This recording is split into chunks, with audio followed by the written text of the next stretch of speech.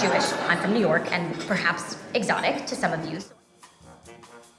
Jewish Americans have created some of the world's most beloved movies and shows, so it might be surprising that when it comes to on-screen representation, Jewish characters are often reduced to stereotypes. Jewish women especially tend to fall into a few well-trodden character types: the overbearing and hypocritical mother, Honey, I think I liked you better with your hair straighter. the gossiping yenta, I have such news for you. And not every day in the week news, once in a lifetime news.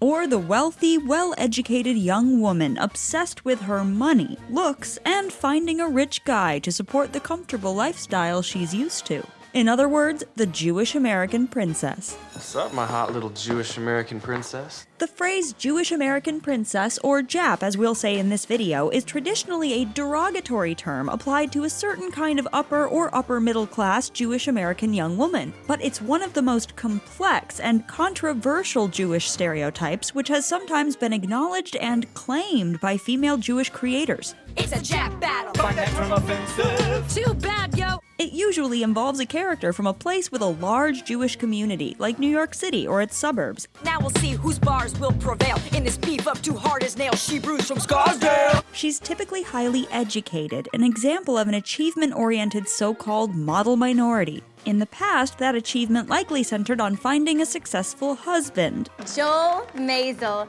was my knight in shining armor, a gift from God. While increasingly today, the character may be a hyperachiever in her own profession. Most of all, the j.a.p. is privileged. And then for Hanukkah, my parents got me this pair of really expensive white gold tubes. And she's often cast as spoiled because she lives off daddy's money, indulged by her parents, and looking for a suitable husband to provide for her in the manner to which she's accustomed. Excuse me, you're broke?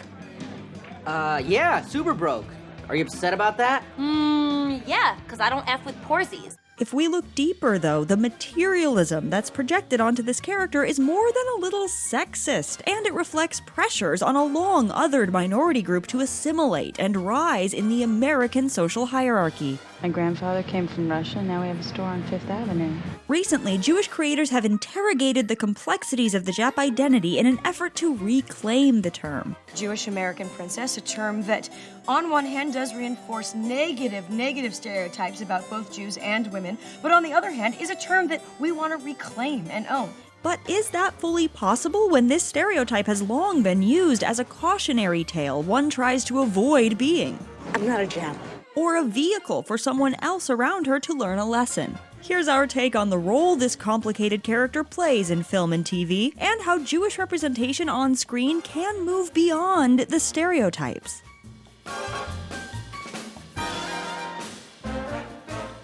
If you're new here, be sure to subscribe and click the bell to get notified about all our new videos.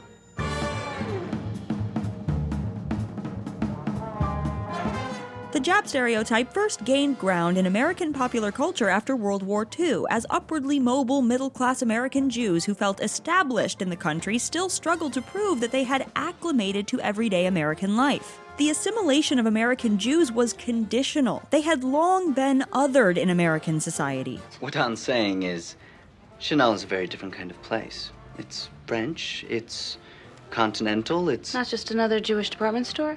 Exactly.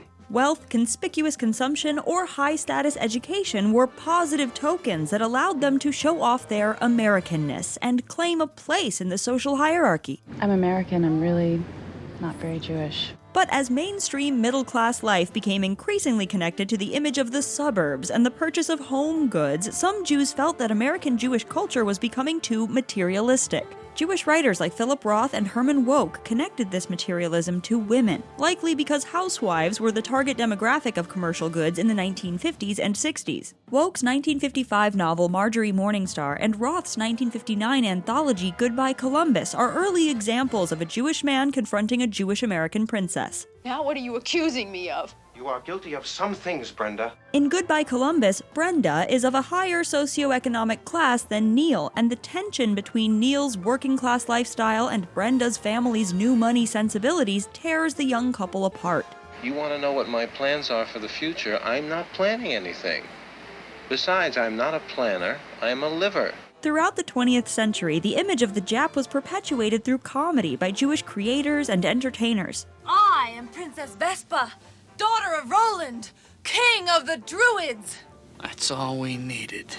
A Jewish princess. Jewish comedienne Gilda Radner summed up the character in her 1980 Saturday Night Live parody of a Jordache jeans commercial, Jewess Jeans. She's got designer nails and a designer nose. She's the Jewess in Jewess jeans. The Jap came to be portrayed with certain visual cues: frizzy hair, a large nose that she may have surgically altered, and designer clothes and handbags. In keeping with her attempts to assimilate, the Jap reflects a more secular version of Jewish culture, and often Jap characters are only implied to be Jewish. Cher Horowitz? Or their Jewish culture is referred to only subtly. That's my puppy! Perhaps the most key element of portrayals of the Jewish American princess is her money, which often comes from her father or her husband. Come on, you can't live off your parents your whole life. I know that. That's why I was getting married. The Jap is rich, as well as often portrayed as knowing the value of a good bargain. I do my nails, read up on sales all day. Thus reinforcing broader stereotypes about Jews and money.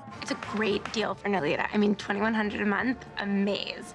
It's a little more expensive than the dorms, but Aunt Eileen thinks it's like the perfect bachelorette pad. Roth's writing and later characterizations alike were addressing concerns of classism and consumer culture, but these critiques were complicated by the fact that they had an air of misogyny. The Jap came across as a tool to criticize not American materialism in general, but Jewish women's materialism specifically. Do for me, buy for me, lift me, carry me. Finally got a guy to marry me. The sexism and anti-Semitism intertwined with portrayals of the Jap were accepted because many of these often damaging on-screen characterizations were created by Jewish entertainers, usually men. So this let non-Jewish audiences feel this was an inside joke it was okay to laugh at, sort of like the caveat of "it's okay, I'm Jewish" after an iffy comment. Money, please! Money, please. Jamie Lauren Kalis writes about the Jap for Vox. At worst, she is the ever-haunting spirit of the Jewish nouveau riche as it tries to find its place in the American class system. At best, she performs her own kind of Jewish drag, reclaiming the anti-Semitic tropes of yore as a positive ideal of Jewish womanhood.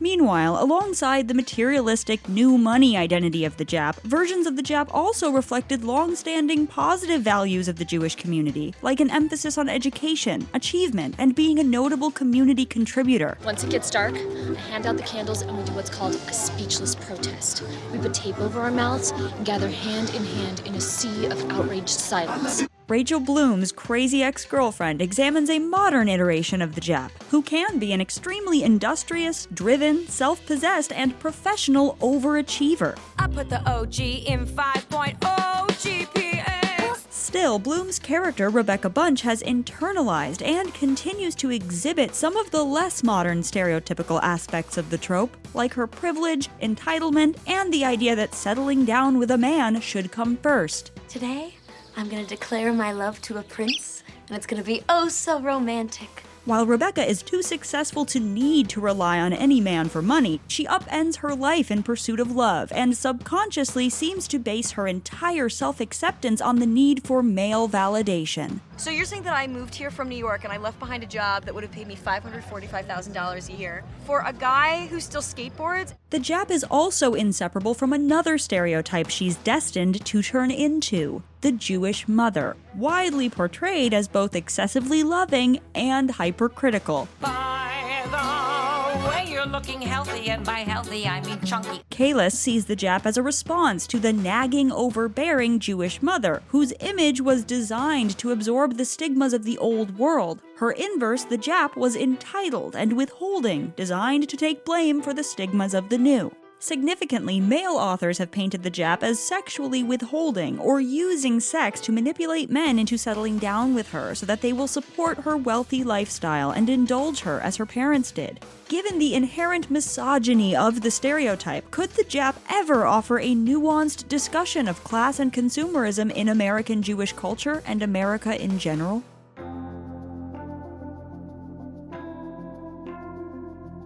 Some Japs break away from the confines of money and superficiality, embarking on a redemption arc that's not exactly riches to rags, but at least riches to middle-class clothes. Characters like Baby in Dirty Dancing and Rachel Green on Friends essentially demonstrate how not to be a stereotypical Jap, winning over the audience by proving their depth, self-sufficiency, and lack of materialism or class snobbery. Somebody who's taught me that there are people willing to stand up for other people no matter what it costs them. On Friends, Rachel's Jewish identity is rarely referenced directly. Spin the dreidel, Rachel! But she enters the scene with all the quintessential Jap signifiers. She lives off her father's credit cards. And who pays for that? My father. She's college educated but has never had a job. I'm gonna go get one of those job things. She belonged to a sorority and was engaged to a man with a lucrative job. And she finds her pre-rhinoplasty look a source of both humor and embarrassment. What is with your nose? They had to reduce it because of my deviated septum. But over time, Rachel evolves into the anti-Jap. She works her way up from a waitress to a successful businesswoman who can support herself and a child. Look at you. You're this big executive. You are much more capable than you give yourself credit for. She finds both confidence and independence in her romantic relationships and is no longer defined by the men in her life. Rachel's autonomy serves as an inspiration in her family, while her sisters are the butt of jokes because they've failed to rise above the stereotype. And then he told me to come here and learn about the value of money from the one daughter he's actually proud of. Likewise, in 1987's Dirty Dancing, the Jewish protagonist Baby marks herself as the non-Jap of her story by being an idealist who sees beyond class divides. I'm sorry about the way my father treated you. She's contrasted with the other snobby summer vacationers of her demographic and, again, a sister who fits the Jap stereotype to a T.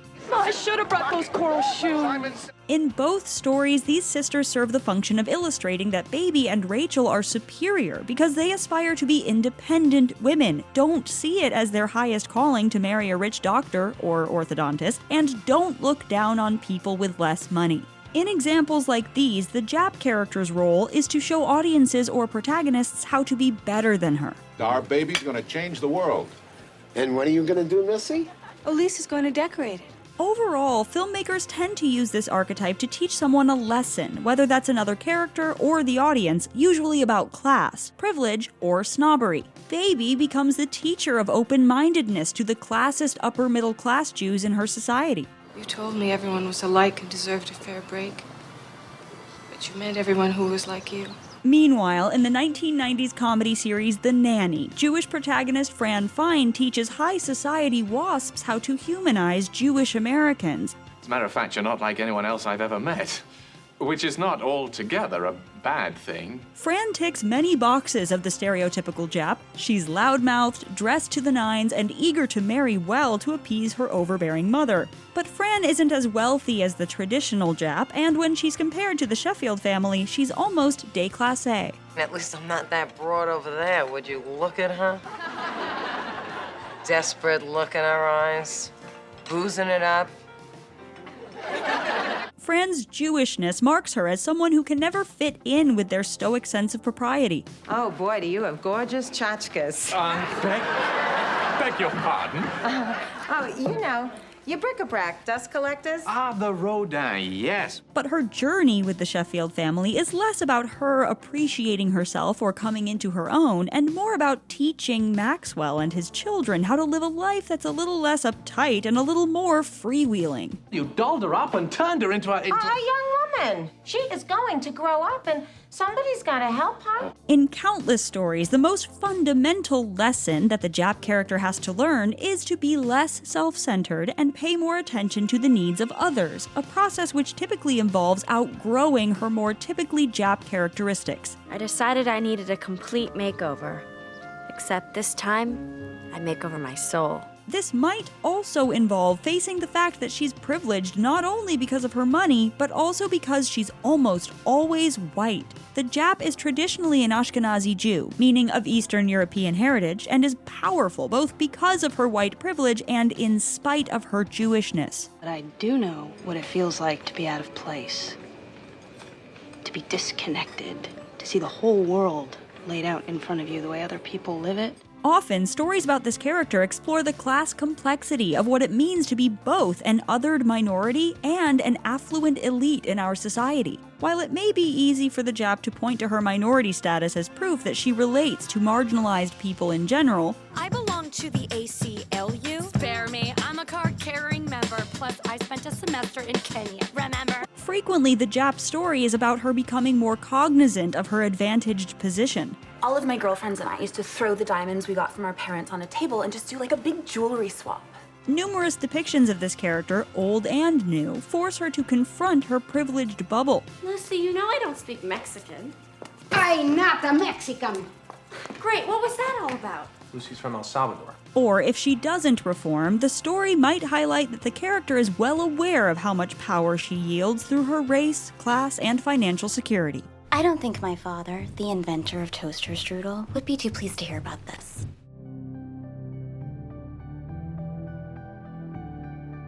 While some previous representations did involve Jewish women in key creative roles, such as screenwriter or co-creator, perhaps the two most in-depth, nuanced explorations of this trope today are the creations of Jewish female showrunners, Rachel Bloom's awkward but confident Rebecca Bunch in Crazy Ex-Girlfriend. She's the coolest girl in the world. Wait, wrong, Rebecca. And Amy Sherman Palladino's plucky, sometimes too confident Midge Maisel, played by Rachel Brosnahan in The Marvelous Mrs. Maisel. I just want you to know how much I admire you guys. I could never be brave enough to wear the same outfit every day. Rebecca lives in a modern-day musical comedy, while Midge is a 1950s housewife and mother, but both grapple with to what extent their j.a.p identity is something they can escape, or whether they should want to. At the beginning of their stories, both feel the need to break out of their more stereotypically j.a.p existences. Rebecca throws away her successful lawyer lifestyle in New York to move to West Covina, California. One day I was crying a lot, and so I decided to move to West Covina, California, where there's not much of a Jewish community, so the people she befriends don't understand her Jewish identity. That means disgrace. I'm translating for the goys. Likewise, Midge risks the stable comforts of her life as a New York City mother to bravely build a career as a stand-up comic.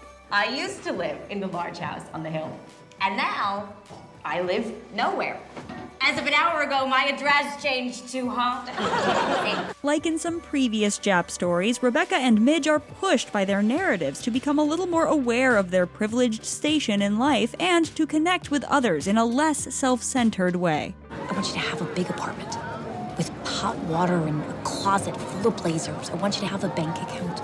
But both women use creative outlets, whether songwriting or stand-up comedy, to process just how complex their experiences as Jewish women really are. Strip away my conscience, tear away my Jew guilt. They, and the shows about them, mine their culture for material, like when Crazy Ex-Girlfriend gives us the famed j.a.p rap battle between Rebecca and her hometown rival, Audra. Think your verse is tight? Then you're tripping like birthright. Rebecca grows enough to examine her behavior through the lens of not only herself and her own personal history, but also of her culture and her womanhood. And when Rebecca and Audra reconnect later to reprise their dynamic in a j.a.p praise fight where they out-compliment each other, This is a j.a.p cheer scrimmage. This culminates with the pair questioning the limitations of the j.a.p stereotype. This is touchy stuff, and it's pretty complicated, but I noticed the dynamic and I thought that I should name it. Still, whereas Baby and Rachel Green were supposed to largely overcome their backgrounds, both rap battles underline that the j.a.p is really a complicated set of cultural cues, reflecting a particular socioeconomic class and subculture. Because we're liberals, duh, progressive as hell, though of course I support Israel. In Crazy Ex-Girlfriends or The Marvelous Mrs. Maisel's modern understanding of the j.a.p archetype, this is not a simple cartoon that someone ought to just transcend or learn a lesson from. Rebecca is a self-aware person who evolves, yet all these elements of her cultural upbringing rightly remain a big part of who she is. And even as Midge's blue comedy act diverges from our stereotypical image of the j.a.p, All that they say about Jewish girls in the bedroom, not true. in other ways, she's still very happy to bathe in the comfort of her privilege and embrace the signifiers of this type, both in her life and in her comedy. Go home and clean the kitchen. Oh, sir, I'm Jewish. I pay people to do that. In searching for nuanced portrayals of Jewishness, womanhood, and Jewish womanhood on screen, we should ask ourselves how to move beyond outdated stereotypes. Ben, give her some money. It's easier. Even the marvelous Mrs. Maisel has attracted negative attention for relying on multiple Jewish stereotypes, some of which make the show more relatable, but can also border on uncomfortable. It's the show that makes audiences sit up and say, wait, is this anti-Semitic? As portrayals continue to evolve, it's worth asking, must we always look to identify Jewish women on screen by how they conform to the stereotypes we're familiar with? There's just so much to take in. The history, the tradition, the philosophy. Oi! You guys! That was my first oi! Or can we imagine ways of both living and portraying Jewishness that don't rely so much on what we think the audience expects? We should also continue to look to non-white Jewish American comedians, actors, and writers who can share their own unique perspectives on their cultural identity. What is this for you? I think I found my people.